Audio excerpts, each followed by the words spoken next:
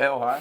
Welcome to another broadcast of The Sage. I'm Jack Stevens. And I'm Leo Ryan. This show will be one of the greatest editions of The Sage, even though we aren't watching Good Eats with the Boys. Alright, let's get it started.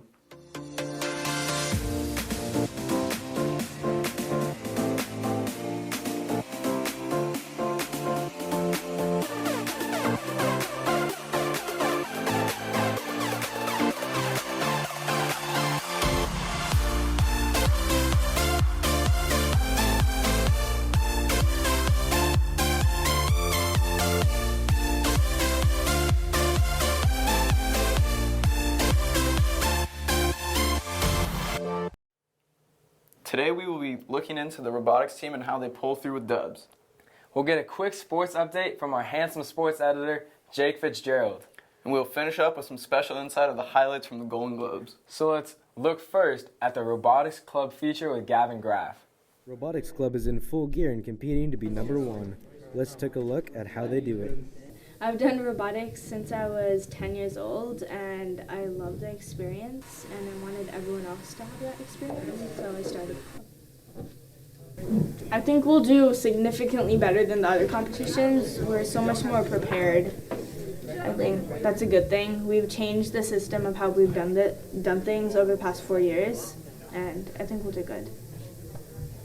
I think there's a general taboo about robotics that people think you have to be interested in software or programming or working with robots or hardware and such.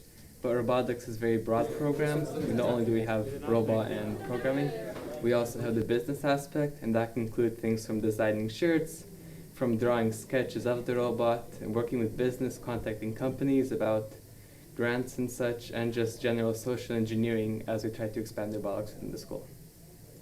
So we're very close to the competition. It's going to be this Saturday and it's a Wednesday today. We're working on getting the entire team knowledgeable about the robot, because at the competition they will interview us, and that's every team member about both software, hardware, and business.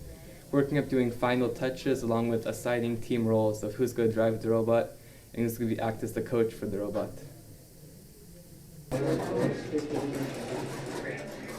Congrats to our Robotics Club, and shout out to the homegirl, President MITHA. Next up, we have our Sage Spotlight on senior Chris SAIKI. If you don't know Chris SAIKI, he's the guy with the dank teeth. Oh, let's get it. Hey. My name's Chris SAIKI, I'm a senior, and this is my story.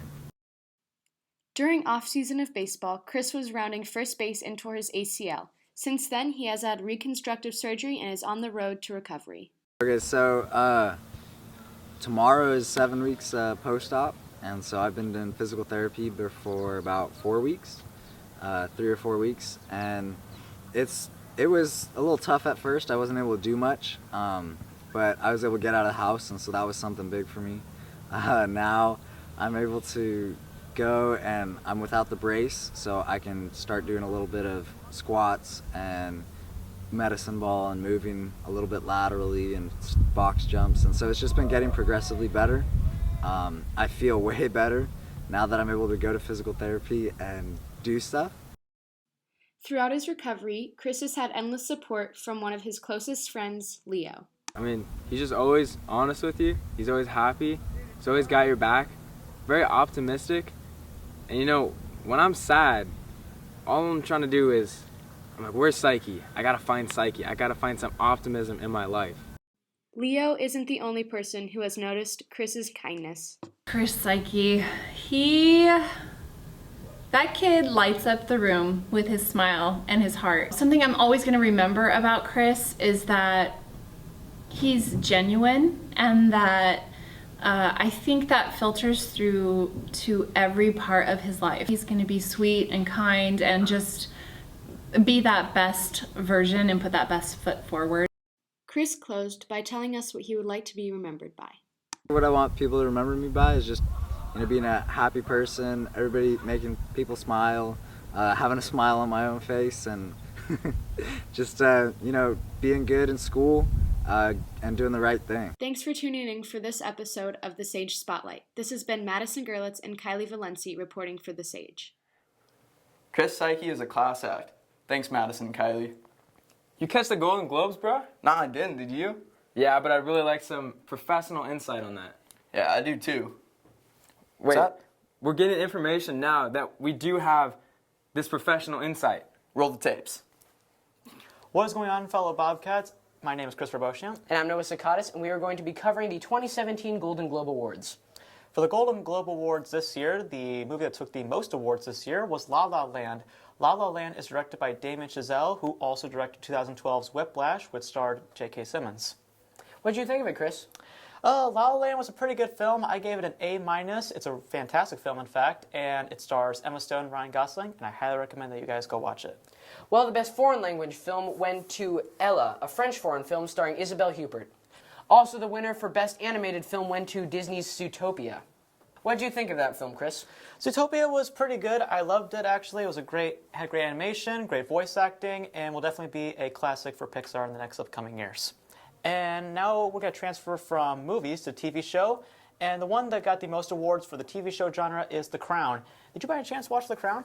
Yeah, I've watched it a couple times. The Crown is basically about the few weeks before Queen Elizabeth becomes the Queen in the 1960s, and it's about all the drama that she has to undertake right before she's crowned.